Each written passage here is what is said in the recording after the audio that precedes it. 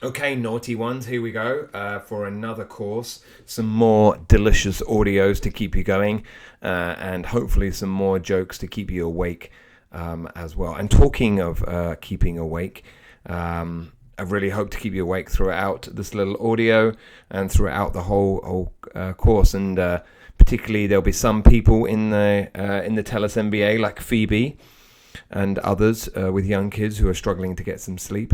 And I always find it amusing when people say to me, "Oh, I slept like a baby." Well, I don't know about you, but my babies, they slept like caffeinated meerkats when you told them that they were going to Disney the next day. So I don't know. That was my experience. Anyway, they never slept through the night ever. I think maybe when the first one got to 13, they started sleeping through the night. So I don't know about you guys. I think I just had some terrific bad luck. Anyway, the idea, of course, is to keep the humour going throughout this class so that I'm unlike any other UVic professor. I think the only joke that's ever been told at UVic ever is where the archaeologist professor said, some of you might just scrape through this course if you're lucky. So anyway, moment of power number 2, the moment you design a system for coaching. So this is probably the toughest chapter to get through in terms of just cognitive overload, in terms of really understanding systems perspective. And then also, it's also probably or potentially the most important too. Who knows? If you design a system for coaching, then you're probably going to be a lot better off than if you do it standalone on your own, or if there's sort of some areas of Tellus that do it well and some that don't do it so well. So this was kind of a chapter that I never planned to have in the book, but then the more I spoke to people, the more I understand about the importance of integration across Tellus as well. So a lot of the drive for this book was Peter Senge's book, The Fifth Discipline. I don't know if you've ever heard of it, and The Fifth Discipline is a very famous book. I'm sure most of you have read it, and it's generally about systems thinking, and the idea. Well, there's two parts to the idea of systems thinking. First of all, realizing that coaching is part of the system, and that you must weave coaching through all of the system.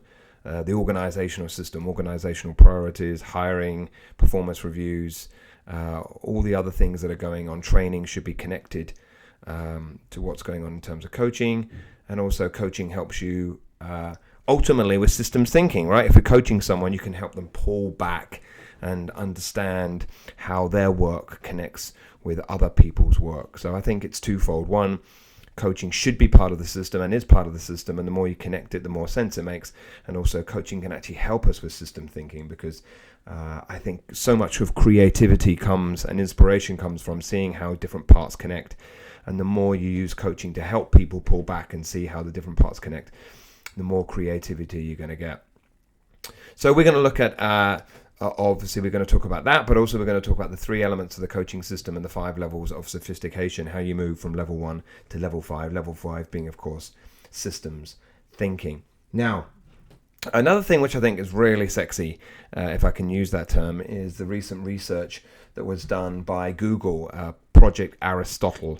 Really, really fantastic work, years of research on what makes a best team. So they analyzed many teams across Google, what made the most effective team. That was their question, and originally they thought that the answer would be who's on the team. Was it, maybe there was a balance of men versus women, or diversity in terms of thinking, engineers versus managers, and they took data from who actually were the best teams and what were the attributes of those best teams. And what they found was that the who made no difference at all. Who was on the team was totally unimportant. It was what the team did. So the who was unimportant. You could have all men or women. It could be a bunch of software engineers or people from HR. It was basically about what the team did. And what they found was the number one factor was psychological safety. And I think and that is that, again, team members feel like they can share the good and the bad news with each other. They're willing to be vulnerable. They take accountability. when things need to get done, or when don't get done, they take responsibility. And I think that's hopefully what you'll see through some of the cases in the book. The Joeys, the Delta Dental, the American Insurance cases, where they've established coaching, they create psychological safety. I think also coaching helps us with these other 5 drivers of successful teams as well. Coaching helps people make impact, because again, the coach helps them understand how their work makes an impact, and helps them make an impact by making them be technically better at what they do. Meaning, definitely coaches help people understand the meaning in their work and the purpose of their work. Structure and clarity, well, of course, that's the first tie in tight, loose, tight. When you coach someone, you can help them have more structure and clarity as to what their role is and what you expect of them as well. And then finally, dependability. Again, the more you coach someone, the more you empower them, the more you put the onus on them to be dependable and hold them accountable, and coaching creates that accountability as well. So I think coaching really, really relates to what Google found as the 5 drivers of successful teams as well, and I think that fits really nicely with this work. And I touch on a little bit in the chapter on psychological safety, but I think it's worth deepening it and look at the other areas that they discovered in the Google's best teams as well. So you can all read, so I'm not really going to talk about this in too much depth.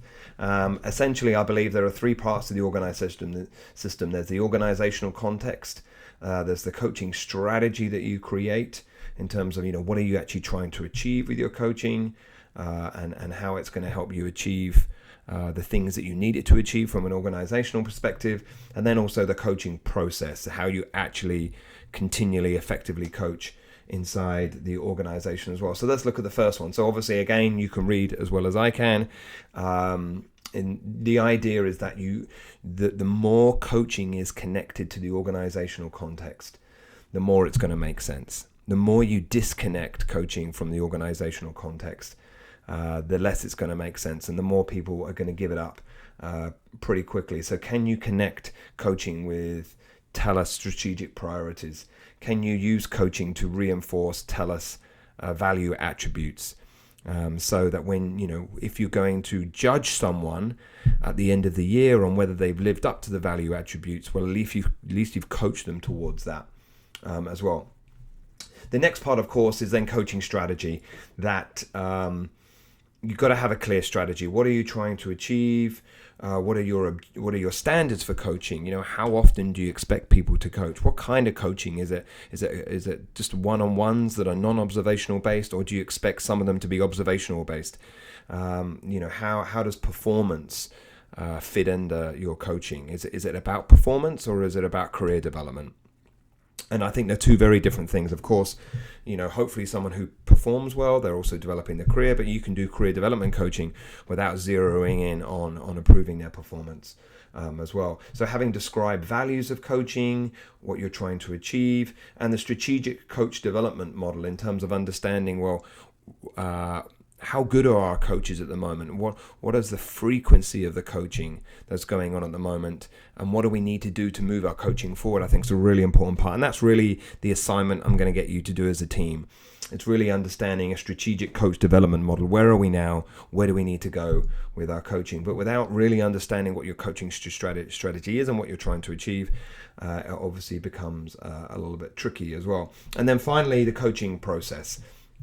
And this is basically, how do we educate our coaches so that they're all on the same page? How are we developing our coaches so they become better coaches? And again, think about process excellence. It's all about continuous improvement, and we should be developing our coaches if we believe in it. What tools do we have? How easy is it for people to coach? Do they have to fill out lots of forms and development pieces for our employees every time we coach, or are we giving them useful technology tools so they can quickly fill out what the coaching session is about, an assessment of the coaching session. Are there maybe a coaching app on your phone where you can, before a coaching session, you can log in and you can understand what the last coaching session was about with that employee, and what this next session's about because you made some notes beforehand, right? So is there technology, is there apps, is there software that enables you to be more successful with your coaching? Also, this is really chapter 8, evaluation. Are you evaluating whether your coaching is being successful? Does it drive behavior changes? Are the people you're coaching, are they actually getting anything out of the coaching? And are you doing research into effective coaching, like reading books like this? So I think the more you think about how we become better at the coaching process, then obviously the more successful you're going to be in the long term, if coaching is something that you really believe is important. And again, the idea is that the coaching process should be connected to the coaching strategy. That what you're trying to achieve with your education and development with your coaching is very much dependent on what you laid out in terms of your goals and objectives with what you're trying to achieve with your coaching as well. And again, I think when we see the Joey case, you can see that they're using coaching for a very particular way, and so their coaching strategy would be very different to a lot of other organizations like Delta Dental and Joey. They use coaching in completely different ways, and their coaching process then would be very different because of that. Now, again, when you're doing your assignment, your team-based assignment, I would very much think about where TELUS is at based on your assessment and where it needs to go. So again, you've read the book beautifully, and I'm sure you've dribbled over every word, frothing at the mouth with excitement as you turn the page. But the levels basically, it's basically a diagnostic tool. Where are we now? So coaching systematically, if you're at level 1, means coaching is consistently and systematically happening across the organization. So people are basically turning up and doing coaching, right? And that's fantastic. When you get to that stage, you can be happy that you're making some huge progress in terms of people are being coached. When you get to level 2, emerging system for coaching, you're putting in some of the elements of the coaching process that I talked about before. Maybe there's a very clear coaching education and development. Maybe you measure the success of your coaching. Maybe you've got some described values that are going on, in terms of what you're trying to achieve with your coaching. So there's definitely some elements of critical success factors that have been put in place, and that's level 2. Level 3 is where you basically are doing almost all the things you need to do in your coaching strategy and your coaching process. So you're doing research on effective coaching. You're developing your coaching. You've done a really clear analysis of the quality of coaching that's going on at the moment, and you have a plan as to how to upskill your coaches in the organization. So you've really got those 6 or 7 things that I described earlier on that really make a very sophisticated coaching ecosystem across TELUS. Then systematic organizational coaching. This again is where basically now you have aligned your ongoing coaching with organizational priorities.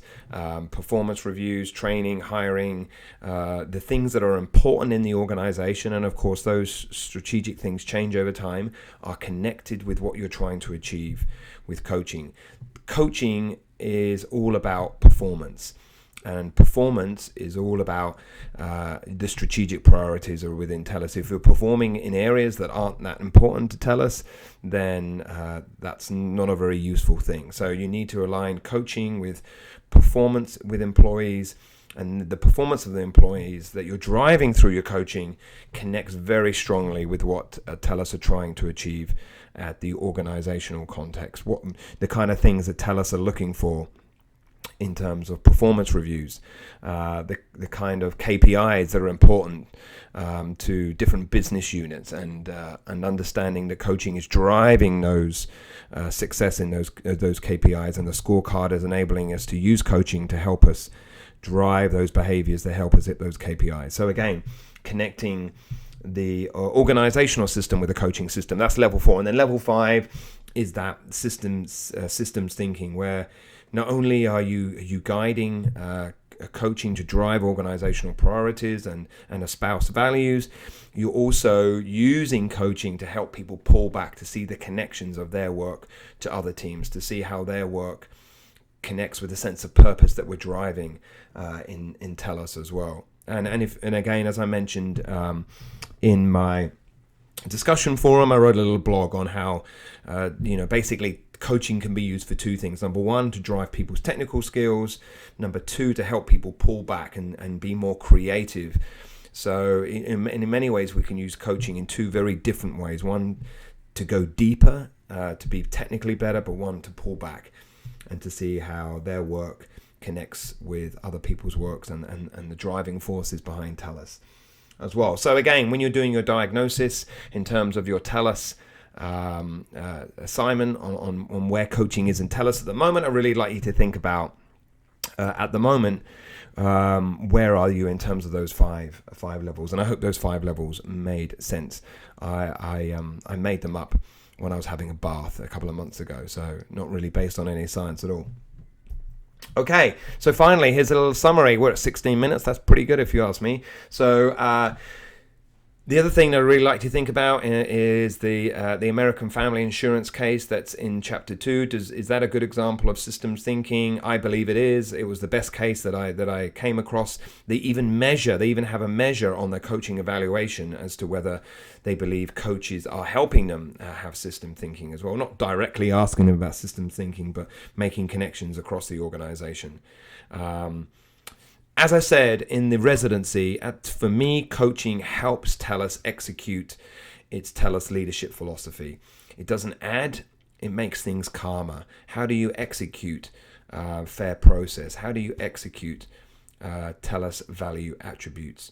Well, all of those things are done through coaching. How do you drive people's performance, which is a huge part of being a leader in TELUS? How do you help people achieve their goals? And again, that's all through coaching. Take away coaching from the leadership context, take away performance coaching from the leadership context, and I think it's a lot harder to execute the TELUS leadership philosophy.